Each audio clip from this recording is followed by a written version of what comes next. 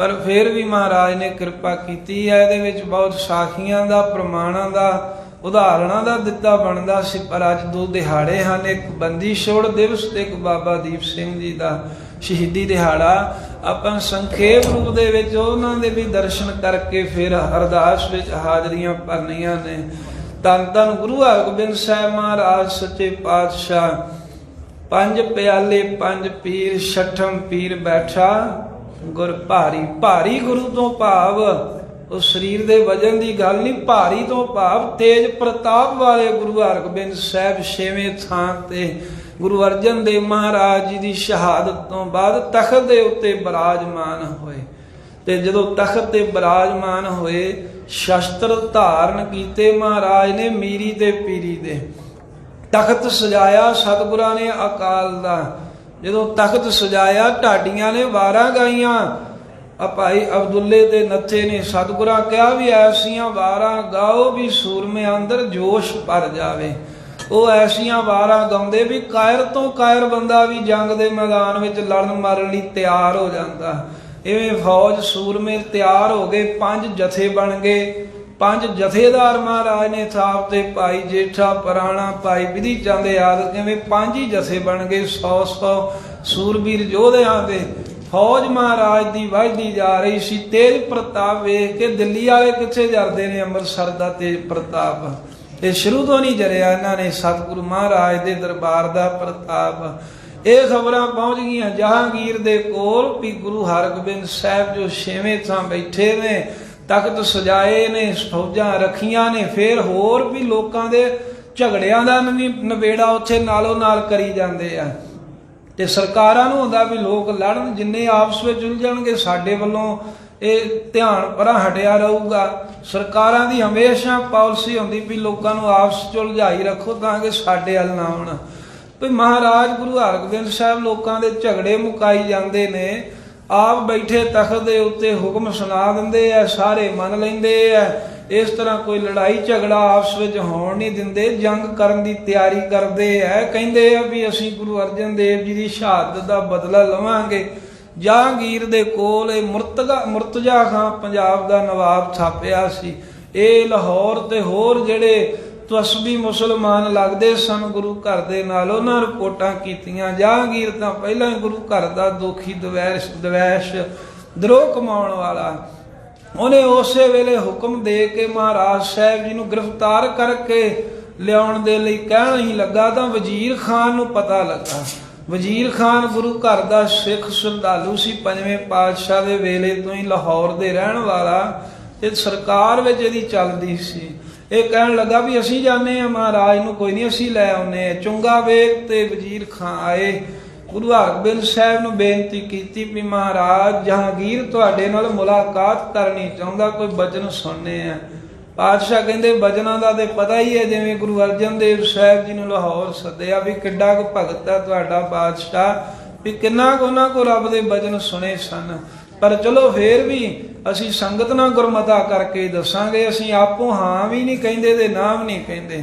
इवें महाराज साहिब ने संगत दे नाल श्री माता गंगा जी दे नाल सब विचारां कीतियां ते यही गुरमता होया। बाबा बुढ़ा साहब होर गुरसिख कहण लगे कि सतगुरु साहब नूं जरूर जाना चाहिदा, सगों उहनूं जाके दसे भी तूं पाप कीता है। महाराज उहदे मूँह ते उहनूं कहण, क्योंकि जहांगीर आप बचदा फिरदा सी ना भी मैं तां बस 5वें पातशाह कोल मामला कराउण वास्ते उहनां नूं सद्दिया सी ते अपने सिर ते इल्जाम नहीं सी लैंदा। महाराज तैयार होए, दिल्ली पहुंचे जिथे मजनू ढिल्ला है। मजनू वो नहीं जिहड़ा होर संसार दे कमां दे विच वकारां च भरमिया होया सी। ये मजनू वो है जिन्हें गुरु नानक साहिब की बाणी सुनी ते ऐसा प्रेमी हो गया, लोग इहनूं मजनू कहण लग पए। वो मजनू का ढिल्ला स्थान दिल्ली च, उत्थे गुरु नानक देव साहिब जी दे चरण पए। वो फकीर मजनू सिमरन करदा रहा गुरु साहिब दे किरपा दा सदका। उस स्थान ते फिर हुण गुरु हरगोबिंद साहिब ने पड़ा कीता। दिल्ली दीयां संगतां दर्शन करदियां रहियां। वजीर खान ने कहा जहांगीर बादशाह नूं महाराज आ गए ने, मैं लै आया हाँ ते सतगुरां नाल मुलाकात कराई ठहराई। जहांगीर ने मिठियां मिठियां गल्लां, क्योंकि सरकारी बंदे सीधा नहीं ना ਇਹ ਅੰਦਰੋਂ ਕੁਝ ਹੋਰ ਕਰਦੇ ਆ, ਉੱਤੋਂ ਕੁਝ ਹੋਰ ਹੁੰਦੇ ਆ ਧਰਮੀ ਲੋਕਾਂ ਦੇ ਨਾਲ। ਮਹਾਰਾਜ ਸਾਹਿਬ ਜਾਣੀ ਜਾਣ ਸਨ, ਕਹਿੰਦਾ ਵੀ ਦਰਸ਼ਨ ਦਿਓ ਕੁਝ ਦਿਨ ਮਹਾਰਾਜ, ਮੇਰੇ ਨਾਲ ਹੀ ਰਿਹੋ। ਚਲੋ ਆਪਾਂ ਆਗਰੇ ਨੂੰ ਚੱਲਦੇ ਆਂ। ਅਸਲ ਵਿੱਚ ਮਹਾਰਾਜ ਨੂੰ ਨਜ਼ਰਬੰਦ ਇਹਨੇ ਉਦਣ ਹੀ ਕਰ ਲਿਆ, ਪਰ ਕਹਿਣ ਨੂੰ ਕਹਿੰਦਾ ਸੀ ਵੀ ਸਤਿਗੁਰੂ ਜੀ ਮੇਰੇ ਨਾਲ ਰਹੋ। ਤੇ ਗੁਰੂ ਹਰਗੋਬਿੰਦ ਸਾਹਿਬ ਵੀ ਜਾਣੀ ਜਾਣ ਨੇ ਤੇ ਗਰੀਬ ਨਿਵਾਸ ਸੱਚੇ ਪਾਤਸ਼ਾਹ ਆਗਰੇ ਤੀਕਰ ਨਾਲ ਆਏ। ਤੇ ਜਦੋਂ ਆਗਰੇ ਆਏ ਤੇ ਇੱਥੋਂ ਅਚਾਨਕ ਹੀ ਹੁਕਮ ਕੀਤਾ ਵੀ ਇਹਨਾਂ ਨੂੰ ਗਵਾਲੀਅਰ ਦੇ ਕਿਲੇ ਦੇ ਵਿੱਚ ਕੈਦ ਕਰ ਦਿਓ, ਉਥੇ ਕੁਝ ਸਮਾਂ ਮਹਾਰਾਜ ਰਹੋ। ਇਹ ਵੀ ਨਹੀਂ ਕਿਹਾ। ਗੱਲ ਇਹ ਸਰਕਾਰ ਨੇ ਫੈਲਾਈ ਵੀ ਜਹਾਂਗੀਰ ਬਿਮਾਰ ਹੈ ਤੇ ਉਹਦੇ ਵਾਸਤੇ ਕੁਝ ਸਮਾਂ ਤਪ ਕਰਨ ਵਾਸਤੇ ਗੁਰੂ ਹਰਗੋਬਿੰਦ ਸਾਹਿਬ ਜੀ ਨੂੰ ਗਵਾਲੀਅਰ ਦੇ ਕਿਲੇ ਵਿੱਚ ਭੇਜਿਆ ਹੈ। ਹੁਣ ਕਿਲੇ ਵਿੱਚ ਕੈਦ ਵਿੱਚ ਜਾਣਾ ਵੀ ਕਿਉਂ ਹੋਇਆ? ਜੇ ਪਿਛਲਾ ਇਤਿਹਾਸ ਜਾਂ ਮਿਥਿਹਾਸ ਕਹਿ ਲਓ ਪੜ੍ਹੀਏ ਵਿਚਾਰੀਏ ਤਾਂ ਇਹ ਗੱਲ ਸਹੀ ਸਾਬਤ ਹੁੰਦੀ ਹੈ ਵੀ ਜੇ ਰਾਵਣ ਦੀ ਅਸ਼ੋਕ ਵਾਟਕਾ ਦੇ ਵਿੱਚ ਸੀਤਾ ਜੀ ਨੂੰ ਗ੍ਰਿਫਤਾਰ ਕਰਕੇ ਨਾ ਰੱਖਿਆ ਜਾਂਦਾ ਤਾਂ ਹੋ ਸਕਦਾ ਸੀ ਵੀ ਹੋਰ ਕਈ ਸਦੀਆਂ ਦੇ ਸੱਤ ਭੰਗ ਹੁੰਦੇ ਰਹਿੰਦੇ। ਉਹਨਾਂ ਨੇ ਕੈਦ ਵਿੱਚ ਜਾਣਾ ਹੀ ਸੀ ਵੀ ਰਾਵਣ ਵਰਗਾ ਜਿਹੜਾ ਜਿਹਨੂੰ ਬਾਣੀ ਚ ਕਹੇ ਮੂਰਖ ਰਾਵਣ ਕਿਆ ਲੈ ਗਿਆ, ਉਹ ਰਾਵਣ ਵਰਗੇ ਮੂਰਖ ਨੂੰ ਮਰਨਾ ਪਿਆ। ਜੇ ਮਾਤਾ ਦੇਵਕੀ ਕੰਸ ਦੀ ਕੈਦ ਵਿੱਚ ਨਾ ਪੈਂਦੇ, ਜਿਹਨੂੰ ਗੁਰੂ ਸਾਹਿਬ ਨੇ ਕਿਹਾ ਧੰਨ ਧੰਨ ਮਾਤਾ ਦੇਵਕੀ, ਇਹ ਨਾਲੋਂ ਨਾਲ ਤਾਂ ਗੱਲ ਚੱਲ ਰਹੀ ਵੀ ਕਈ ਇਸ ਗੱਲ ਨੂੰ ਬੜਾ ਪੁੱਠਾ ਜਿਹਾ ਬਣਾ ਲੈਂਦੇ ਜੇ ਹੋਰ ਕੋਈ ਦੇਵਤੇ ਅਵਤਾਰ ਦਾ ਨਾਂ ਲਈਏ। ਗੁਰਬਾਣੀ 'ਚ ਜਿਨ੍ਹਾਂ ਦਾ ਜ਼ਿਕਰ ਆਇਆ ਆਪਾਂ ਗੱਲ ਉਹਨਾਂ ਦੀ ਕਰਦੇ ਹਾਂ। ਜੇ ਸ੍ਰੀ ਮਾਤਾ ਦੇਵਕੀ ਜੀ ਕੰਸ ਦੀ ਕੈਦ ਵਿੱਚ ਨਾ ਪੈਂਦੇ, ਕ੍ਰਿਸ਼ਨ ਜੀ ਦਾ ਜਨਮ ਨਾ ਹੁੰਦਾ ਤਾਂ ਕਹਿੰਦੇ ਵੀ ਉਸ ਕੰਸ ਦਾ ਜਿਹੜਾ ਹੰਕਾਰ ਕਿੰਨੇ ਭੰਨਣਾ ਸੀ। ਹੋਰ ਪਤਾ ਨਹੀਂ ਕਿੰਨੀਆਂ ਕੁ ਦੇਵਕੀਆਂ ਕੈਦ ਵਿੱਚ ਹੀ ਮਰ ਜਾਣੀਆਂ ਸਨ। ਇਸੇ ਤਰ੍ਹਾਂ ਜੇ ਇਬਰਾਹੀਮ ਜੀ ਨਮਰੂਦ ਦੀ ਬਾਲੀ ਹੋਈ ਅੱਗ ਤੇ ਨੰਗੇ ਪੈਰੀ ਨਾ ਤੁਰਦੇ ਤਾਂ ਪਤਾ ਨਹੀਂ ਸੀ ਵੀ ਕਿੰਨਿਆਂ ਦੇ ਘਰ ਅੱਗ ਦੇ ਨਾਲ ਸਾੜ ਕੇ ਸੁਆਹ ਕੀਤੇ ਜਾਣੇ ਸਨ। ਐਵੇਂ ਗੁਰੂ ਹਰਗੋਬਿੰਦ ਸਾਹਿਬ ਸੱਚੇ ਪਾਤਸ਼ਾਹ ਜੇ ਗਵਾਲੀਅਰ ਦੀ ਕੈਦ ਵਿੱਚ ਨਾ ਪੈਂਦੇ ਤਾਂ ਉਹਨਾਂ 52 ਲਾਚਾਰ ਬੇਸਹਾਰੇ ਰਾਜਿਆਂ ਦੀ ਬਾਂਹ ਕਿੰਨੇ ਫੜਨੀ ਸੀ? ਮਜਲੂਮਾਂ ਨੂੰ ਕਹਿੰਦੇ ਬਚਾਉਣਾ ਕਿੰਨੇ ਸੀ? ਅਸਲ 'ਚ ਕਾਰਨ ਤਾਂ ਇਹੀ ਸੀ, ਪਰ ਮੁੱਖ ਕਾਰਨ ਜੋ ਭਾਸਦਾ ਉਹ ਸਰਕਾਰ ਦੀ ਈਰਖਾ। ਮਹਾਰਾਜ ਨੂੰ ਗਵਾਲੀਅਰ ਦੇ ਕਿਲੇ 'ਚ ਗੁਰੂ ਹਰਗੋਬਿੰਦ ਸਾਹਿਬ ਜੀ ਨੂੰ ਕੈਦ ਕਰਤਾ। ਸਮਾਂ ਲੰਘ ਗਿਆ। ਸਤਿਗੁਰਾਂ ਦੇ ਆਉਣ ਦੇ ਨਾਲ ਜਿੱਥੇ ਬਾਹਰ ਸੰਗਤ ਤਾਂ ਉਦਾਸ ਹੋਈ ਵੀ ਮਹਾਰਾਜ ਕੈਦ ਵਿੱਚ ਚਲੇ ਗਏ ਨੇ, ਤੇ ਪਰ ਅੰਦਰ ਜਿਹੜੇ ਸਨ ਕੈਦੀ ਉਹ ਖੁਸ਼ ਹੋਏ ਵੀ ਸਤਿਗੁਰੂ ਆ ਗਏ ਨੇ, ਹੁਣ ਸਾਡਾ ਵੀ ਭਲਾ ਹੋਊਗਾ। ਵੇਖੋ ਜੇਲ੍ਹ ਵਿੱਚ ਜਿਹੜੇ ਉਹ ਖੁਸ਼ ਨੇ ਵੀ ਚੰਗਾ ਹੋਇਆ ਮਹਾਰਾਜ ਵੀ ਜੇਲ੍ਹ ਵਿੱਚ ਆ ਗਏ ਹਨ, ਉਹਨਾਂ ਨੂੰ ਸਹਾਰਾ ਮਿਲ ਗਿਆ। ਉਹਦਾ ਕਾਰਨ ਇਹ ਸੀ ਵੀ ਜਿਹੜੇ 52 ਗਵਾਲੀਅਰ ਦੀ ਜੋ ਜੇਲ੍ਹ ਬਣਾਈ ਸੀ ਨਾ, ਇਹ ਐਸੀ ਸੀ ਵੀ ਇਹਦੇ ਵਿੱਚ ਕੇਵਲ ਰਾਜ ਸੀ, ਵਿਦਰੋਹੀਆਂ ਨੂੰ ਬਾਗੀਆਂ ਨੂੰ ਰੱਖਿਆ ਜਾਂਦਾ ਤੇ ਰੱਖਿਆ ਜਾਂਦਾ। ਫਿਰ ਮਰਨ ਤੋਂ ਬਾਅਦ ਉਹਨਾਂ ਦੀਆਂ ਜਿਹੜੀਆਂ ਲੋਥਾਂ ਸਨ ਉਹ ਦਿੱਤੀਆਂ ਜਾਂਦੀਆਂ ਘਰਦਿਆਂ ਨੂੰ। ਸਹਿਜੇ ਮਾਰਦੇ, ਮਿੱਠਾ ਜ਼ਹਿਰ ਦਿੰਦੇ, ਖਾਣ ਨੂੰ ਕੁਝ ਨਾ ਦਿੰਦੇ। ਸੂਰਜ ਦੀ ਰੌਸ਼ਨੀ ਵੇਖਣ ਦੇ ਵਾਸਤੇ ਵੀ ਸਮਾਂ ਨਿਯਤ ਸੀ, ਕਿਉਂਕਿ ਜੇ ਕੋਈ ਸੂਰਜ ਨਾ ਬਹੁਤਾ ਚਿਰ ਵੇਖੇ ਉਹਦੀਆਂ ਅੱਖਾਂ ਅੰਨੀਆਂ ਹੋ ਜਾਂਦੀਆਂ। ਤੇ ਸੂਰਜ ਤੋਂ ਓਹਲੇ ਰੱਖਦੇ, ਫਿਰ ਘੋੜਿਆਂ ਦੇ ਤਬੇਲਿਆਂ ਵਿੱਚ ਰੱਖਦੇ, ਕੱਪੜੇ 6-6 ਮਹੀਨੇ ਬਾਅਦ ਮਿਲਦੇ। ਐਵੇਂ ਬਸਤਰ ਪਾਟੇ ਸਨ, ਸਿਰ ਦੇ ਵਿੱਚ ਜੜਾਵਾਂ, ਅੱਖਾਂ ਤੋਂ ਦਿਖਣਾ ਘਟ ਗਿਆ ਤੇ ਪਹਿਨਣ ਖਾਣ ਪੀਣ ਸੌਣ ਨੂੰ ਬੜਾ ਔਖਾ ਬਣਿਆ ਸੀ। ਉਹ ਜਿਹੜੇ ਰਜਵਾੜੇ 22 ਧਾਰ ਦੇ ਰਾਜੇ ਕਹਿ ਲੋ, ਹੋਰ ਰਜਵਾੜੇ 52 ਸਨ ਕੁੱਲ ਸਰਦਾਰ, ਉਹਨਾਂ ਦਾ ਦੁੱਖ ਦੂਰ ਹੋ ਗਿਆ ਛੇਵੇਂ ਪਾਤਸ਼ਾਹ ਦੇ ਦਰਸ਼ਨ ਕਰਕੇ। ਗਰੀਬ ਨਵਾਜ਼ ਸਤਿਗੁਰੂ ਗਏ, ਦੀਵਾਨ ਸੱਜਣ ਲੱਗ ਪਿਆ। ਮਹਾਰਾਜ ਨੇ ਉਹਨਾਂ 'ਚ ਹੌਸਲਾ ਭਰ ਦਿੱਤਾ। ਸੰਗਤ ਹੁੰਦੀ ਹੈ ਰੋਜ਼, ਫਿਰ ਸਤਿਗੁਰਾਂ ਵਾਸਤੇ ਜਿਹੜੀ ਮਾਇਆ ਨੀਅਤ ਹੋਈ ਭੋਜਨ ਪ੍ਰਸ਼ਾਦੇ ਲਈ, ਉਹ ਮਹਾਰਾਜ ਨੇ ਕਿਹਾ ਵੀ ਅਸੀਂ ਸਰਕਾਰੀ ਪੈਸਾ ਵਰਤਣਾ ਹੀ ਨਹੀਂ ਹੈ, ਲੰਗਰ ਬਣਾਉਣਾ ਹੀ ਨਹੀਂ ਸਰਕਾਰ ਦੇ ਪੈਸੇ, ਨਾ ਹੀ ਖਾਣਾ ਹੀ ਨਹੀਂ ਇਹਨਾਂ ਦਾ ਕੁਝ। ਸਤਿਗੁਰੂ ਸਾਹਿਬ ਉਹਨਾਂ ਪੈਸਿਆਂ ਦੀ ਰਸਤ ਮੰਗਾ ਕੇ ਵੀ ਉਹਨਾਂ ਰਾਜੇ ਕੈਦੀਆਂ ਨੂੰ ਭੋਜਨ ਛਕਾਉਣ ਲੱਗ ਪਏ। ਤੇ ਆਪਣੇ ਵਾਸਤੇ ਜਿਹੜੇ 5 ਸਿੱਖ ਨਾਲ ਸਨ, ਭਾਈ ਵਿਧੀ ਚੰਦ ਜੇਠਾ, ਪੁਰਾਣਾ ਪੈੜਾ, ਭਾਈ ਰਾਜੂ, ਇਹ ਜਾਂਦੇ। ਇਹਨਾਂ ਵਿੱਚੋਂ 2 ਸਿੱਖ ਬਾਹਰ ਕੋਈ ਮਿਹਨਤ ਮਜ਼ਦੂਰੀ ਕਰਦੇ, ਉਥੋਂ ਕੋਈ ਪੈਸਾ ਵਟਦੇ, ਫਿਰ ਰਸਤ ਲਿਆਉਂਦੇ, ਉਹਦਾ ਲੰਗਰ ਬਣਦਾ ਤੇ ਉਹ ਗੁਰੂ ਹਰਗੋਬਿੰਦ ਸਾਹਿਬ ਜੀ ਛਕਦੇ ਰਹੇ। ਤੇ ਜਦੋਂ ਕੁਝ ਸਮਾਂ ਲੰਘ ਗਿਆ, ਸੰਗਤ ਦੇ ਵਿੱਚ ਵੀ ਚਿੰਤਾ ਵੀ ਇਹ ਮਹਾਰਾਜ ਨੂੰ ਕੈਦ ਕਰ ਲਿਆ ਹੈ। ਉਧਰ ਅੰਮ੍ਰਿਤਸਰ ਸਾਹਿਬ ਸੰਗਤ ਦੁਖੀ ਹੋਈ ਵੇਖ ਕੇ ਬਾਬਾ ਬੁੱਢਾ ਸਾਹਿਬ ਜੀ ਨੇ ਚੌਂਕੀਆਂ ਆਰੰਭ ਕਰਤੀਆਂ। ਇੱਕ ਨਗਰ ਵਿੱਚੋਂ ਦੂਜੇ ਨਗਰ, ਇੱਕ ਥਾਂ ਤੋਂ ਦੂਜੇ ਸ਼ਹਿਰ ਅਤੇ ਹਰਮੰਦਰ ਸਾਹਿਬ ਸਵੇਰੇ ਅੰਮ੍ਰਿਤ ਵੇਲੇ ਤੇ ਸ਼ਾਮ ਨੂੰ, ਕਿ ਕਿਤੇ ਇਹ ਨਾ ਹੋਵੇ ਵੀ ਸੰਗਤ ਡੋਲ ਜਾਵੇ ਤੇ ਜਿਹੜੇ ਮੀਣੇ ਧੀਰ ਮੱਲੀਏ ਵਾਹਿਗੁਰੂ ਜਿਹੜੇ ਪ੍ਰਿਥੀਏ ਹਨ, ਪ੍ਰਿਥੀ ਚੰਦ ਦੀ ਬੰਸੋ, ਕਿਤੇ ਸੰਗਤ ਨੂੰ ਗੁੰਮਰਾਹ ਹੀ ਨਾ ਕਰ ਲੈਣ, ਸੰਗਤ ਬੇਸਹਾਰਾ ਨਾ ਹੋਵੇ। ਉਹ ਸੰਗਤ ਨੂੰ ਜੋੜੀ ਰੱਖਣ ਲਈ ਚੌਂਕੀਆਂ ਆਰੰਭ ਕੀਤੀਆਂ। ਹੈ ਸਰਕਾਰ ਵਿਰੁੱਧ ਰੋਸ ਸੀ, ਪਰ ਮੁਖੋਂ ਸ਼ਬਦ ਕੀਰਤਨ ਕਰਦੇ ਢੋਲਕੀਆਂ ਛੈਣਿਆਂ ਦੇ ਨਾਲ। ਕਿ ਇਥੋਂ ਤੀਕਰ ਵੀ ਫਿਰ ਇੱਕ ਦਿਨ ਸੰਗਤ ਲੈ ਕੇ ਹਰਮੰਦਰ ਸਾਹਿਬ ਤੋਂ ਗਵਾਲੀਅਰ ਨੂੰ ਪ੍ਰਭਾਤ ਫੇਰੀ ਕਹਿ ਲੋ, ਚੌਂਕੀ ਕਹਿ ਲੋ, ਸ਼ਬਦ ਕੀਰਤਨ ਕਰਦੇ ਆ ਬਾਬਾ ਬੁੱਢਾ ਸਾਹਿਬ ਜੀ ਚੱਲੇ। ਗਵਾਲੀਅਰ ਕਿਲੇ ਦੀ ਪਰਿਕਰਮਾ ਕੀਤੀ, ਉੱਥੇ ਹੀ ਸ਼ਬਦ ਪੜ੍ਹਦੇ ਆ, ਮੱਥਾ ਟੇਕਿਆ, ਗੁਰੂ ਹਰਗੋਬਿੰਦ ਸਾਹਿਬ ਜੀ ਨੂੰ ਮਿਲੇ। ਮਹਾਰਾਜ ਕਹਿੰਦੇ ਵੀ ਅਸੀਂ ਕੋਈ ਨਹੀਂ, ਛੇਤੀ ਆਵਾਂਗੇ। ਜਿੰਨਾ ਵੀ ਦਲ ਹੈ ਉਹ ਆਗਰੇ ਵਿੱਚ ਹੈ, ਤੇ ਬਾਬਾ ਬੁੱਢਾ ਸਾਹਿਬ ਨੂੰ ਹੁਕਮ ਹੋਇਆ ਵੀ ਸਾਰੇ ਦਲ ਦੀ ਜਥੇਦਾਰੀ ਤੁਸੀਂ ਕਰੋ, ਸਭ ਸੂਰਮਿਆਂ ਨੂੰ ਲੈ ਕੇ ਦਿੱਲੀ ਪਹੁੰਚ ਜਾਓ, ਮਜਨੂ ਟਿੱਲੇ ਵਾਲੇ ਥਾਂ। ਅਸੀਂ ਪਾਤਸ਼ਾਹ ਕਹਿੰਦੇ ਛੇਤੀ ਆਵਾਂਗੇ। ਇਹ ਬਾਬਾ ਬੁੱਢਾ ਸਾਹਿਬ ਨੂੰ ਹੌਸਲਾ ਦੇ ਦਿੱਤਾ। ਸੰਗਤਾਂ ਵਹੀਰਾਂ ਘੱਤ ਕੇ ਆਉਣ ਲੱਗ ਪਈਆਂ। ਆਉਂਦੇ ਨੇ ਸਿੱਖ ਗਵਾਲੀਅਰ, ਪਰਿਕਰਮਾ ਕਰਦੇ ਨੇ ਕਿਲੇ ਦੀ, ਕੰਧਾਂ ਚੁੰਮਦੇ ਹਨ, ਮੱਥਾ ਟੇਕਦੇ ਨੇ। ਵੇਖ ਵੇਖ ਕੇ ਸਰਕਾਰ ਹੈਰਾਨ ਹੋ ਗਈ ਵੀ ਇਹ ਤਾਂ ਵੱਡੀ ਬਗਾਵਤ ਹੋ ਜਾਏਗੀ, ਵੀ ਐਸਾ ਵੀ ਕੋਈ ਹੋ ਸਕਦਾ ਹੈ ਵੀ ਇੰਨੀ ਤਾਦਾਦ ਵਿੱਚ ਲੋਕ ਆਉਂਦੇ, ਕੰਧਾਂ ਚੁੰਮਦੇ ਨੇ ਵੀ ਇਸ ਕੰਧਾਂ ਦੀ ਕੈਦ ਵਿੱਚ ਮੇਰਾ ਪਾਤਸ਼ਾਹ ਬੈਠਾ ਏ, ਤੇ ਮੱਥਾ ਟੇਕਦੇ ਨੇ, ਨਮਸਕਾਰਾਂ ਕਰਦੇ ਨੇ। ਇਹਦਾ ਪ੍ਰਭਾਵ ਵੀ ਪਿਆ ਜਹਾਂਗੀਰ ਤੇ। ਦੂਸਰਾ ਭਾਈ ਜੇਠੇ ਵਰਗੇ ਗੁਰਸਿੱਖ ਜਿਨ੍ਹਾਂ ਵਿੱਚ ਕੁਝ ਹੈ ਸ਼ਕਤੀ ਸੀ, ਗੁਰੂ ਹਰਗੋਬਿੰਦ ਸਾਹਿਬ ਤੋਂ ਚੋਰੀਆਂ ਹੀ, ਕਿਉਂਕਿ ਮਹਾਰਾਜ ਤਾਂ ਸ਼ਕਤੀ ਵਿਖਾਉਣ ਨਾ ਦਿੰਦੇ, ਸ਼ੇਰ ਦਾ ਰੂਪ ਬਣਾ ਬਣਾ ਕੇ ਰਾਤ ਨੂੰ ਜਹਾਂਗੀਰ ਦੀ ਛਾਤੀ ਦੇ ਉੱਤੇ ਦਹਾੜਦੇ ਰਹੇ, ਤੇ ਬੜੇ ਇਹਨੂੰ ਦੱਬੇ ਪੈਂਦੇ ਰਹੇ, ਡਰਨਾ ਇਹਨੇ। ਫਿਰ ਸਾਈਂ ਮੀਆਂ ਮੀਰ ਲਾਹੌਰ ਤੋਂ ਆਏ, ਉਹਨਾਂ ਨੂੰ ਪਤਾ ਲੱਗਾ ਵੀ ਗੁਰੂ ਸਾਹਿਬ ਨੂੰ ਕੈਦ ਵਿੱਚ ਪਾ ਲਿਆ ਬਾਦਸ਼ਾਹ ਨੇ। ਸਾਈਂ ਮੀਆਂ ਮੀਰ ਹੋਰ ਵੀ ਚੰਗੇ ਚੰਗੇ ਲੋਕ ਜਿਹੜੇ ਸਨ, ਚਾਹੁੰਦੇ ਸਨ ਵੀ ਜਹਾਂਗੀਰ ਨੂੰ ਕਹਿ ਕੇ ਤੇ ਗੁਰੂ ਹਰਗੋਬਿੰਦ ਸਾਹਿਬ ਨੂੰ ਕੈਦ ਵਿੱਚੋਂ ਛੁਡਾਈਏ, ਕਿਉਂਕਿ ਜੋ ਇਹਦੇ ਘਰੋਂ ਨੂਰ ਜਹਾਂ ਸੀ ਨਾ, ਉਹ ਨੂਰ ਜਹਾਂ ਸਾਧ ਸੰਗਤ ਸਾਈਂ ਮੀਆਂ ਮੀਰ ਦੇ ਕੋਲ ਬੰਦਗੀ ਕਰਨ ਵਾਸਤੇ ਉਪਦੇਸ਼ ਲੈਂਦੀ ਰਹੀ।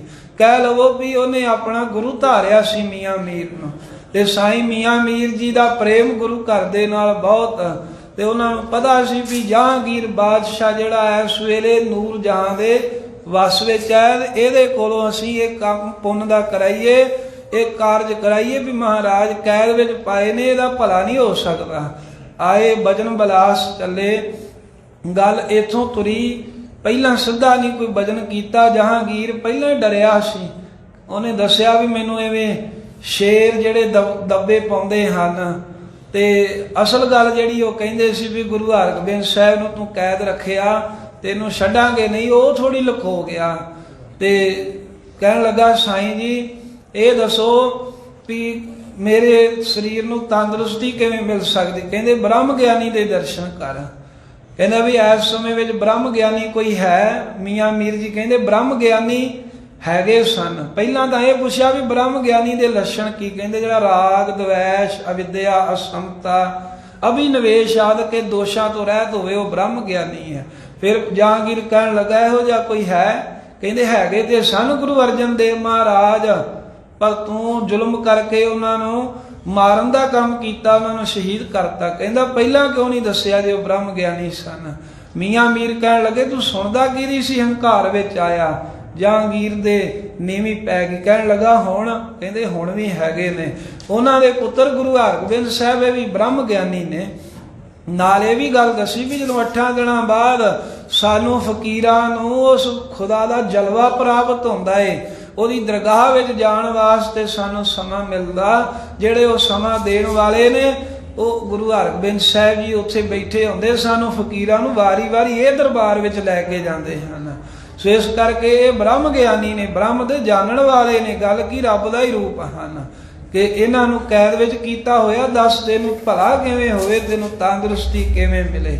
ਇਸ ਪ੍ਰਕਾਰ ਦੇ ਨਾਲ ਇਹ 3 ਗੱਲਾਂ ਜੁੜੀਆਂ।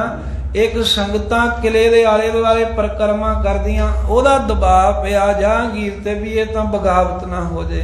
ਦੂਸਰਾ ਭਾਈ ਜੇਠਾ ਆਦਿਕ ਸਿੱਖ ਸ਼ੇਰ ਦਾ ਰੂਪ ਧਾਰਨ ਕਰਕੇ ਤੇ ਇਹਦੀ ਛਾਤੀ ਦੇ ਰਾਤ ਨੂੰ ਆ ਕਰਕੇ ਇਹਨੂੰ ਕਹਿੰਦੇ ਰਹੇ ਵੀ ਤੂੰ ਜ਼ੁਲਮ ਕਰ ਰਿਹਾ ਹੈ ਸਤਿਗੁਰੂ ਸਾਹਿਬ ਜੀ ਦੇ ਉੱਪਰ। ਤੇ ਤੀਸਰਾ ਮੀਆਂ ਮੀਰ ਨੇ ਇਹਨੂੰ ਆਖਿਆ, ਨੂਰ ਜਹਾਂ ਨੇ ਵੀ ਹਾਮੀ ਭਰੀ ਵੀ ਤੁਸੀਂ ਸਤਿਪੁਰਖਾਂ ਨੂੰ ਕਿਉਂ ਕੈਦ ਵਿੱਚ ਕੀਤਾ ਹੋਇਆ ਹੈ, ਕਿਉਂ ਆਪਣੀ ਕੁਲ ਦਾ ਨਾਸ਼ ਕਰਾਉਣਾ ਚਾਹੁੰਦੇ ਹੋ। ਇਵੇਂ ਬਹੁਤਾ ਦਬਾਅ ਬਣਿਆ। ਨਹੀਂ ਤੇ ਮੋਹਸਨ ਫਾਨੀ ਨੇ ਤਾਂ 12 ਸਾਲ ਕੈਦ ਲਿਖੀ ਗੁਰੂ ਹਰਗੋਬਿੰਦ ਸਾਹਿਬ ਜੀ ਦੀ, ਕਹਿੰਦਾ ਵੀ 12 ਸਾਲ ਕੈਦ ਹੋਏ। ਅਸਲ 'ਚ ਕੈਦ 12 ਸਾਲ ਰਹੇ ਨਹੀਂ, ਪਰ 12 ਸਾਲ ਦਾ ਹੋ ਸਕਦਾ ਵੀ ਕੈਦ ਦਾ ਹੁਕਮ ਕੀਤਾ ਹੋਵੇ ਗੁਰੂ ਹਰਗੋਬਿੰਦ ਸਾਹਿਬ ਨੂੰ ਇਸ ਪਾਪੀ ਨੇ। ਪਰ ਮਹਾਰਾਜ ਦੇ ਪ੍ਰਤਾਪ ਅੱਗੇ ਇਹਦੇ ਕੋਲੋਂ ਠਹਿਰਿਆ ਨਹੀਂ ਗਿਆ। ਕੋਈ ਸਾਲ ਜਾਂ ਕੋਈ 2 ਸਾਲ, ਇਹਨਾਂ ਵਿਦਵਾਨਾਂ 'ਚ ਮਤ ਭੇਦ ਹੈ ਵੀ ਸਾਲ 2 ਸਾਲਾਂ ਦੇ ਵਿੱਚ ਗੁਰੂ ਹਰਗੋਬਿੰਦ ਸਾਹਿਬ ਮਹਾਰਾਜ ਸੱਚੇ ਪਾਤਸ਼ਾਹ ਨੂੰ ਰਿਹਾ ਕਰਨ ਦੀਆਂ ਸਰਕਾਰ ਨੇ ਤਿਆਰੀਆਂ ਕੀਤੀਆਂ। ਵਜ਼ੀਰ ਖਾਂ ਲਾਹੌਰ ਵਾਲਾ, ਇਹਨੂੰ ਫਿਰ ਜਹਾਂਗੀਰ ਬਾਦਸ਼ਾਹ ਨੇ ਹੁਕਮ ਦੇ ਕੇ ਗਵਾਲੀਅਰ ਭੇਜਿਆ ਵੀ ਗੁਰੂ ਹਰਗੋਬਿੰਦ ਸਾਹਿਬ ਜੀ ਨੂੰ ਸਤਿਕਾਰ ਨਾਲ ਇੱਥੇ ਮੇਰੇ ਕੋਲ ਲਈ ਲੈ ਆਓ। ਸੋ ਵਜ਼ੀਰ ਖਾਂ ਗਿਆ, ਜਾ ਕੇ ਗੱਲ ਦੱਸੀ। ਗੁਰੂ ਸਾਹਿਬ ਜਦੋਂ ਕੈਦ ਵਿੱਚ ਸਨ, ਇੱਥੇ ਸਤਿਗੁਰਾਂ ਨੂੰ ਮਾਰਨ ਦੀ ਵੀ ਸਾਜ਼ਿਸ਼ ਹੋਈ। ਇੱਕ ਤਰ੍ਹਾਂ ਜਿਹੜਾ ਚੰਦੂ ਦੀਵਾਨ ਸੀ, ਇਹਨੇ ਆਪਣੇ ਪੁੱਤਰ ਨੂੰ ਭੇਜ ਕੇ ਕਚੋਲੇ ਨੂੰ ਜ਼ਹਿਰ ਲਾ ਕੇ ਨਾ ਸਾਰੇ ਨੂੰ ਤੇ ਭੇਜਿਆ। ਤੇ ਹਰੀਦਾਸ ਜੇਲਰ ਸੀ। ਇਹ ਹਰੀਦਾਸ ਪਿੱਛੋਂ ਸਿੱਖਾਂ ਦਾ ਪਰਿਵਾਰ ਦੇ ਵਿੱਚੋਂ ਤੇ ਮਹਾਰਾਜ ਦਾ ਵੀ ਪ੍ਰਤਾਪ ਵੇਖ ਕੇ ਗੁਰੂ ਹਰਗੋਬਿੰਦ ਸਾਹਿਬ ਦਾ ਪੱਕਾ ਸਿੱਖ ਸ਼ਰਧਾਲੂ ਬਣ ਗਿਆ। ਤੇ ਜਦੋਂ ਚੰਦੂ ਦਾ ਮੁੰਡਾ ਆਇਆ, ਪੁਸ਼ਾਕ ਦੇ ਕੇ ਮਾਇਆ ਦੇ ਕੇ ਕਹਿਣ ਲੱਗਾ ਵੀ ਇਹ ਗੁਰੂ ਹਰਗੋਬਿੰਦ ਸਾਹਿਬ ਨੂੰ ਪਹਿਨਾ ਦੇ, ਤੈਨੂੰ ਹੋਰ ਪੈਸੇ ਦੇਾਂਗੇ। ਉਹਦੇ ਕੋਲ ਤਾਂ ਚੁੱਪ ਕਰਕੇ ਪੁਸ਼ਾਕ ਰੱਖ ਲਈ, ਪਰ ਸਾਰੀ ਗੱਲ ਗੁਰੂ ਹਰਗੋਬਿੰਦ ਸਾਹਿਬ ਨੂੰ ਜਾ ਦੱਸੀ ਵੀ ਮਹਾਰਾਜ ਐਵੇਂ ਚੰਦੂ ਦੇ ਪੁੱਤਰ ਨੇ ਪੁਸ਼ਾਕ ਜ਼ਹਿਰ ਵਾਲੀ ਘੱਲੀ ਆ ਵੀ ਤੁਹਾਨੂੰ ਪਹਿਨਾ ਦਿਆਂ, ਤਾਂ ਕਿ ਉਹ ਪਹਿਨਣ ਦੇ ਨਾਲ ਘੜੀਆਂ 2 ਘੜੀਆਂ 'ਚ ਹੀ ਪਹਿਨਣ ਵਾਲੇ ਦੀ ਮੌਤ ਹੋ ਜਾਂਦੀ ਹੈ। ਚੋਲੇ ਨੂੰ ਜ਼ਹਿਰ ਲਾ ਦਿੰਦੇ ਹੁੰਦੇ ਸਨ। ਪਾਤਸ਼ਾਹ ਹੋਰ ਸੁਚੇਤ ਹੋ ਗਏ। ਇਹ ਕੁਝ ਸਮਾਂ ਲੰਘਿਆ, ਸਤਿਗੁਰੂ ਦੇ ਪ੍ਰਤਾਪ ਨਾਲ ਵਜ਼ੀਰ ਖਾਂ ਆਇਆ, ਕਹਿਣ ਲੱਗਾ ਮਹਾਰਾਜ ਜਹਾਂਗੀਰ ਬਾਦਸ਼ਾਹ ਕਹਿੰਦਾ ਹੈ ਵੀ ਤੁਹਾਡੀ ਰਿਹਾਈ ਹੋ ਗਈ ਹੈ, ਆਪ ਕਿਰਪਾ ਕਰਕੇ ਤੇ ਕਿਲੇ ਦੇ ਵਿੱਚੋਂ ਬਾਹਰ ਚੱਲੋ, ਮੈਂ ਤੁਹਾਨੂੰ ਲੈਣ ਵਾਸਤੇ ਆਇਆ। ਜਦੋਂ ਸਤਿਗੁਰੂ ਦੀ ਰਿਹਾਈ ਹੋ ਗਈ ਦੀ ਖਬਰ ਉਹ ਗਵਾਲੀਅਰ ਦੇ ਵਿੱਚ ਕੈਦੀਆਂ ਨੂੰ ਪਤਾ ਲੱਗੀ, ਉਹ ਤਾਂ ਸਾਰੇ ਇੱਕਦਮ ਨਿਰਾਸ਼ ਹੋ ਗਏ। ਉਹ ਤਾਂ ਇੱਕਦਮ ਦੁਖੀ ਹੋ ਗਏ ਵੀ ਸਤਿਗੁਰਾਂ ਦੇ ਹੁੰਦਿਆਂ ਦੇ ਸਾਨੂੰ ਕੋਈ ਆਸ ਸੀ, ਜੇ ਮਹਾਰਾਜ ਚਲੇ ਗਏ ਸਾਡੀ ਬਾਂਹ ਕਿਹਨੇ ਫੜਨੀ ਹੈ। ਕਹਿਣ ਲੱਗੇ ਪਾਤਸ਼ਾਹ ਜੇ ਚੱਲੇ ਹੋ ਤਾਂ ਸਾਨੂੰ ਨਾਲ ਲੈ ਕੇ ਜਾਇਓ, ਨਹੀਂ ਤੇ ਸਾਨੂੰ ਮਹਾਰਾਜ ਵਿਛੋੜਿਓ ਨਾ, ਕਿਉਂਕਿ ਤੁਹਾਡੇ ਤੋਂ ਬਗੈਰ ਸਾਡਾ ਹੋਰ ਕਿਸੇ ਨੇ ਸਹਾਰਾ ਨਹੀਂ ਬਣਨਾ, ਸਾਡਾ ਕਿਸੇ ਨੇ ਆਸਰਾ ਨਹੀਂ ਬਣਨਾ। ਉਹਨਾਂ ਦੇ ਮਨ ਵਿੱਚ ਭਾਵਨਾ ਸੀ ਵੀ ਗੁਰੂ ਹਰਗੋਬਿੰਦ ਸਾਹਿਬ ਹੁਣ ਆਏ ਨੇ, ਇਹੀ ਸਾਡਾ ਕੁਝ ਨਾ ਕੁਝ ਕਰ ਸਕਦੇ, ਨਹੀਂ ਤੇ ਮਰਨ ਤੀਕਰ ਉਹਨਾਂ ਨੂੰ ਕੈਦ ਸੀ। ਤੇ ਕੈਦ ਵੀ ਬੜੀ ਬੁਰੀ ਵੀ ਭੁੱਖਿਆਂ ਰੱਖ ਮਾਰਿਆ ਜਾ ਰਿਹਾ ਸੀ। ਮਹਾਰਾਜ ਸਾਹਿਬ ਵਜ਼ੀਰ ਖਾਂ ਆਇਆ ਲੈਣ, ਜਦੋਂ ਕਹਿਣ ਲੱਗੇ ਵੀ ਅਸੀਂ ਨਹੀਂ ਬਾਹਰ ਜਾਣਾ, ਉਹ ਇੱਕਦਮ ਹੈਰਾਨ ਹੋਇਆ। ਮਹਾਰਾਜ ਕਿਉਂ? ਸਾਹਿਬ ਕਹਿੰਦੇ ਜੇ ਸਾਨੂੰ ਰਿਹਾ ਕਰਨਾ ਹੈ ਤਾਂ ਕਹਿ ਆਪਣੇ ਬਾਦਸ਼ਾਹ ਨੂੰ ਵੀ ਆ ਜਿਹੜੇ ਰਾਜਸੀ ਕੈਦੀ ਬਿਨਾਂ ਕਾਰਨ ਰੱਖੇ ਨੇ ਇਹਨਾਂ ਨੂੰ ਵੀ ਰਿਹਾ ਕਰਨਾ ਪਵੇਗਾ। ਉਹ ਕਹਿੰਦਾ ਮਹਾਰਾਜ ਮੈਂ ਤੁਹਾਡਾ ਸੁਨੇਹਾ ਪਹੁੰਚਾ ਦਿੰਦਾ ਹੈ। ਉੱਥੋਂ ਆਇਆ ਬਾਦਸ਼ਾਹ ਜਹਾਂਗੀਰ ਕੋਲ, ਉਹਨੂੰ ਦੱਸੀ ਗੱਲ ਵੀ ਗੁਰੂ ਹਰਗੋਬਿੰਦ ਸਾਹਿਬ ਨੇ ਤਾਂ ਜੇਲ੍ਹ ਵਿੱਚੋਂ ਨਿਕਲਣ ਤੋਂ ਇਨਕਾਰ ਕਰਤਾ। ਕਹਿੰਦੇ ਕਾਰਨ? ਕਹਿੰਦੇ ਕਾਰਨ ਇਹ ਆ, ਉਹ ਕਹਿੰਦੇ ਵੀ ਸਾਡੇ ਨਾਲ ਆ ਸਾਰੇ ਜਿਹੜੇ ਕੈਦੀ ਰਾਜੇ ਨੇ ਇਹਨਾਂ ਨੂੰ ਵੀ ਰਿਹਾ ਕੀਤਾ ਜਾਵੇ। ਉਸ ਵੇਲੇ ਬਾਦਸ਼ਾਹ ਜਿਹੜਾ ਪਹਿਲਾਂ ਚਾਹੁੰਦਾ ਸੀ ਰਿਹਾ ਕਰਨਾ, ਪਰ ਚਾਹੁੰਦਾ ਸੀ ਕਿਸੇ ਦੀ ਜਾਮਣੀ ਮਿਲੇ, ਉਹਨਾਂ ਦੀ ਗੱਲ ਮੰਨ ਲੈਣੀ ਚਾਹੀਦੀ। ਗੁਰੂ ਹਰਗੋਬਿੰਦ ਸਾਹਿਬ ਜੀ ਦੇ ਕਹਿਣ ਤੇ ਉਹ ਰਾਜੇ ਰਿਹਾ ਕਰ ਦੇਣੇ ਚਾਹੀਦੇ ਆ। ਸਭਾ ਵਿੱਚੋਂ ਹਾਮੀ ਭਰੀ ਗਈ। ਤੇ ਫਿਰ ਹੋਰ ਕੁਝ ਚੰਗੇ ਚੰਗੇ ਬੰਦਿਆਂ ਨੇ ਕਿਹਾ ਵੀ ਮਹਾਰਾਜ ਸਾਹਿਬ ਨੂੰ ਜੇ ਆਪਾਂ ਕੁਝ ਸਮਾਂ ਨਾ ਰਿਹਾ ਕੀਤਾ, ਇਹ ਨਾ ਹੋਵੇ ਵੀ ਬਗਾਵਤ ਹੀ ਹੋ ਜਾਵੇ ਦੇਸ਼ ਵਿੱਚ, ਕਿਉਂਕਿ ਸੰਗਤਾਂ ਨੇ ਬਹੁਤਾ ਹੀ ਤੰਗ ਕਰ ਦਿੱਤਾ ਸੀ ਇਹਨਾਂ ਨੂੰ। ਇੰਨੀ ਕੁ ਸੰਗਤ ਗਵਾਲੀਅਰ ਦੀਆਂ ਪਰਿਕਰਮਾ ਕਰਦੀ, ਕਿਲੇ ਦੀਆਂ ਵੀ ਔਖੇ ਹੋ ਗਏ ਸਨ। ਇਸ ਕਰਕੇ ਛੇਤੀ ਛੁਟਕਾਰਾ ਚਾਹੁੰਦੇ ਸੀ ਤੇ ਚਾਹੁੰਦੇ ਵੀ ਇਸ ਢੰਗ ਨਾਲ ਵੀ ਗੁਰੂ ਸਾਹਿਬ ਨਾਲ ਸਾਡੀ ਸੁਲ੍ਹਾ ਵੀ ਹੋਵੇ। ਕਹਿੰਦੇ ਵੀ ਗੁਰੂ ਹਰਗੋਬਿੰਦ ਸਾਹਿਬ ਨਾਲ ਸੁਲ੍ਹਾ ਕਰਨ ਦਾ ਵੀ ਢੰਗ ਠੀਕ ਹੈ। ਨਾਲੇ ਮਹਾਰਾਜ ਨੂੰ ਕਹੋ ਮਹਾਰਾਜ ਤੁਹਾਡੀ ਜਾਮਣੀ ਜੇ ਨਾ ਬਗਾਵਤ ਕੀਤੀ ਜ਼ਿੰਮੇਦਾਰ ਤੁਸੀਂ ਹੋਵੋਗੇ। ਇਹ ਸਾਰੀ ਗੱਲ ਕਹਿ ਕੇ ਗੁਰੂ ਹਰਗੋਬਿੰਦ ਸਾਹਿਬ ਸੱਚੇ ਪਾਤਸ਼ਾਹ ਦਾ ਜਿਹੜਾ ਪ੍ਰਸਤਾਵ ਹੈ ਇਹ ਵੀ ਜਹਾਂਗੀਰ ਬਾਦਸ਼ਾਹ ਨੂੰ ਮੰਨਣਾ ਪਿਆ, ਕਿਉਂਕਿ ਇਹ ਕੜਕੀ 'ਚ ਫਸਿਆ ਹੈ। ਗੁਰਾਂ ਦੇ ਪ੍ਰਤਾਪ ਅੱਗੇ ਇਹਦੇ ਕੋਲ ਠਹਿਰਿਆ ਨਾ ਗਿਆ। ਤੇ ਫਿਰ ਇਹਨੇ ਇੱਕ ਚਲਾਕੀ ਜ਼ਰੂਰ ਖੇਡੀ ਨਾਲ ਵੀ ਰਿਹਾ ਤਾਂ ਕਰ ਦਿਆਂਗਾ, पर इउं करो भी जिन्ने जाने महाराज दे चोले दियां कन्नियां पकड़ के बाहर निकल आउण उन्नियां नूं रिहा कर दिओ।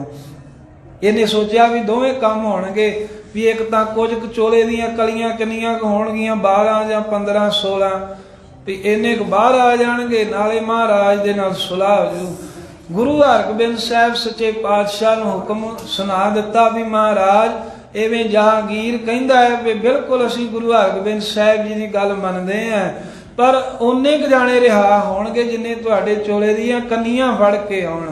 हरिदास नूं महाराज ने जेलर नूं हुक्म कीता, जिहड़ा सेवक सी, कहंदे साडे लई चोला सवा के लियाओ। कहंदे 52 कलियां वाला चोला सवा। 50 कलियां सन चोले दियां, ये पल्ले हुंदे ने जिहड़े चोले दे, ते 16 क पल्लियां वाला बाणा आम सिंह पहनदे हन। महाराज साहब जी ने 50 कलियां वाला चोला तैयार किया, ते 2 तणियां बंद होंदे ने अंदर, जिहदे नाल गंढ दे के चोला कसिया जांदा। 2 ਉਹ तणियां सन, उन्हां नूं पा के 52 ते उदां कलियां 50 सन, 25 एक पासे 25 एक पासे। सो इस प्रकार गरीब नवाज सतगुरां ने 52 कलियां वाला चोला सुआ करके, जिन्हां दे बाबत कहंदे ने सतगुर बंदी छोड़ है जीवन मुक्त करे उडीना। सतगुरु साहिब जी बंधनां विचों छुड़ाउण वाले ने। सतगुरु साहिब जी अपने सिखां दे सतगुर सिख के बंधन काटे। जिहड़ा सिख बन जाता है गुरु हरगोबिंद साहिब जी उन्हां दे बंधन कट दिंदे ने। सतगुरु कैसे हन? परमेश्वर दा रूप ने। महाराज जी गई बहोड़ बंदी छोड़ निरंकार दुखधारी। महाराज जो समा गवाचा है उन्होंने भी वापस लिया दिंदे ने। वो बहारा वो आनंद बख्श दिंदे हन, बंधनां नूं छुड़ा दिंदे ने। दुखां दे नाश करन वाले निरंकार दा रूप हन गुरु साहिब जी। ते गुरां ने कृपा कीती, हुक्म कीता राजिआं नूं भी सारे आओ साडे चोले दी एक एक कन्नी पकड़ो। 52 सन कुल, 50 ने कन्नियां ते 2 ने तणियां पकड़ लईआं। गुरु हरगोबिंद साहिब महाराज सच्चे पातशाह जिन्हां दे बाबत कहा है भाई साहिब जी ने वड जोधा भी गुरु हरगोबिंद साहिब बहुत ही वड्डे सूरमे सन। फिर कले सूरमे ही नहीं सन, पारोपकारी, पारोपकार करन वाले, जिन्हां तो कोई अपनी लोड़ नहीं पर उन्हां दा भी भला करना, इहनूं परोपकार कहंदे आ। ते महाराज साहिब ने परोपकार करदिआं होइआं 52 राजिआं नूं ग्वालियर दी कैद विचों रिहा कराया। ते सतगुरु साहिब जी दे रिहा करा करके फिर उत्थों दिल्ली दे विच बादशाह नाल भी मेल मिलाप होया। चलदिआं जिस दिन गुरु साहिब जी सचखंड हरमंदर साहिब जी विखे पहुंचे ते सतगुरां दी आउण दी खुशी मनाउंदिआं होइआं दीपमाला कीती गई। क्योंकि 2 जोड़ मेले गुरु घर विच मनाए जाते सन। गुरु अमरदास साहिब दे वेले तो एक विसाखी दा जोड़ मेला ते दूसरा दीपमाला दा, जिन्हों दिवाली कह दिंदे आ, दीपमाला दा जोड़ मेला। इन्हां जोड़ मेलिਆਂ दे संगत नूं महाराज उपदेश दिंदे सन। तां साहिबा कहा भी ऐरकां दी जिहड़ी दीपमाला दा जो जोड़ मेला है वो अमृतसर साहिब मनावांगे, संगतां उत्थे पहुंचण साडा हुक्म है। बहुत संगतां दा इकट्ठ होया। गुरु हरगोबिंद साहिब महाराज अमृतसर साहिब आए। शहर वासियां ने घर घर ते दीपमाला कीती, भाव दीवे घर दे बनेरियां ते कंधां दे कोठियां ते जिथे किथे भी सब अमृतसर शहर जिहड़ा सी हरमंदर साहिब दे समेत दीपमाला दे नाल सज गया। ते गुरु हरगोबिंद साहिब महाराज जी दे आउण दे विच सिख संगतां ने खुशियां मनाइयां। जिस दिन ग्वालियर दे ਉਹ कैदियां नूं रिहा कराउण तो उपरंत चलदिआं कुछ समय विच गुरु साहिब जी अमृतसर साहिब पहुंचे। उस दिन नूं बंदी छोड़ दिवस सिख कह के मनाउंदे हन। तां ਉਹ कैदियां दे बंधन कट्टण वाले जिहड़ा गुरु हरगोबिंद साहिब दा आसरा लै लवे साध संगत ਉਹਦੇ फिर होर आसरे लैण दी ਉਹਨੂੰ कोई लोड़ नहीं रह जाती। जिवें गुरु हरगोबिंद साहिब दा स्थान बनिया ना अपने नेड़े 6वें पातशाह बाबा बिशन सिंह जी कहते हुंदे सन भी गुरु हरगोबिंद साहिब ऐसे कृपालू ने जिहड़ा एक बार 6वें पातशाह दा दरवाजा लंघ आवे गुरु दे दर दा ਉਹਨੂੰ फिर किसी होर दे दर ते जाण दी लोड़ नहीं पैंदी। भाव जिहड़ा गुरु दा बन जावे सिख ਫਿਰ ਗੁਰੂ ਸਾਹਿਬ ਉਹਦੇ ਮਦਦਗਾਰ ਸਹਾਈ ਆਪ ਬਣਦੇ ਨੇ। ਐਸੇ ਬੰਦੀ ਛੋੜ ਬੰਦੀ ਕੈਦ ਵਿੱਚ ਪਏ ਹੋਏ ਆ ਤੇ ਗੁਰਾਂ ਦੇ ਕੋਲੋਂ ਅਰਦਾਸ ਕਰਿਆ ਕਰੋ ਵੀ ਪਾਤਸ਼ਾਹ ਸਾਡੇ ਵੀ ਦੁੱਖ ਕੱਟੇ ਜਾਣ, ਸਾਡੀਆਂ ਵੀ ਕੈਦਾਂ ਕੱਟੀਆਂ ਜਾਣ। ਇੱਕ ਤਾਂ ਇਹ ਮਹਾਰਾਜ ਸਾਹਿਬ ਦਾ ਪਵਿੱਤਰ ਦਿਹਾੜਾ, ਦੂਸਰਾ ਅੱਜ ਦੇ ਦਿਨ ਸੱਚਖੰਡ ਹਰਿਮੰਦਰ ਸਾਹਿਬ ਅਬਦਾਲੀ ਦੇ ਪੁੱਤਰ ਤਮੂਰ ਦੇ ਹੁਕਮ ਦੇ ਨਾਲ ਜਹਾਨ ਖਾਨ ਨੇ ਸਾਧ ਸੰਗਤ ਜੀ ਉਹ 30,000 ਦੇ ਕਰੀਬ ਫੌਜਾਂ ਲਿਆਂਦੀਆਂ, ਅੰਮ੍ਰਿਤਸਰ ਸਾਹਿਬ ਸਰੋਵਰ ਪੂਰ ਦਿੱਤਾ। ਨੇੜੇ ਨੇੜੇ ਜਿਹੜੇ ਹੋਰ ਕਈ ਗੁਰਸਥਾਨ ਸਨ ਉਹਨਾਂ ਦੀ ਬੇਅਦਬੀ ਕੀਤੀ, ਕਬਜ਼ਾ ਕਰਕੇ ਬੈਠ ਗਿਆ। ਤਾਂ ਉਧਰ ਬਾਬਾ ਦੀਪ ਸਿੰਘ ਸਾਹਿਬ ਮਿਸ਼ਲ ਸ਼ਹੀਦਾਂ ਤਰਨਾ ਦਲ ਦੇ ਪਹਿਲੇ ਜਥੇਦਾਰ 75 ਵਰਿਆਂ ਦੀ ਜਿਨ੍ਹਾਂ ਦੀ ਉਮਰ ਹੋ ਚੁੱਕੀ ਸੀ, 1682 ਈਸਵੀ ਦੇ ਵਿੱਚ ਪਹੂਵਿੰਡ ਨਗਰ ਵਿੱਚ ਭਾਈ ਭਗਤਾ ਦੇ ਘਰ ਮਾਤਾ ਜਿਉਣੀ ਦੀ ਕੁੱਖ ਤੋਂ ਜਨਮ ਹੋਇਆ। 18 ਵਰਿਆਂ ਦੇ ਆਨੰਦਪੁਰ ਸਾਹਿਬ ਅੰਮ੍ਰਿਤ ਛਕਿਆ। ਗੁਰਮਤਿ ਵਿਦਿਆ, ਸ਼ਸਤਰ ਵਿਦਿਆ ਗੁਰੂ ਕਲਗੀਧਰ ਦੇ ਦਲ ਪੰਥ ਵਿੱਚ ਰਹਿ ਕੇ ਪ੍ਰਾਪਤ ਕੀਤੀ। ਅਰਬੀ ਫਾਰਸੀ ਦੇ ਵਿਦਵਾਨ ਬਣੇ। ਗੁਰਾਂ ਦੇ ਹੁਕਮ ਨਾਲ ਆਪਣੇ ਮਾਤਾ ਪਿਤਾ ਨਾਲ ਪਿੰਡ ਆ ਗਏ ਤੇ ਇਹ ਸਤਿਗੁਰਾਂ ਕਿਹਾ ਜਿੰਨਾ ਚਿਰ ਅਸੀਂ ਸੱਦੀਏ ਨਾ, ਭਾਵੇਂ ਕੁਝ ਵੀ ਖਬਰ ਹੋਵੇ, ਤੁਸੀਂ ਸਾਡੇ ਕੋਲ ਨਹੀਂ ਆਉਣਾ। ਜਦੋਂ ਫਿਰ ਜੰਗਾਂ ਤੋਂ ਵਿਹਲੇ ਹੋ ਕੇ ਦਮਦਮਾ ਸਾਹਿਬ ਪਹੁੰਚੇ, ਉੱਥੇ ਬਾਬਾ ਦੀਪ ਸਿੰਘ ਸਾਹਿਬ ਜੀ ਨੂੰ ਗੁਰੂ ਗੋਬਿੰਦ ਸਿੰਘ ਸਾਹਿਬ ਨੇ ਬੁਲਾਇਆ, ਕਿਉਂਕਿ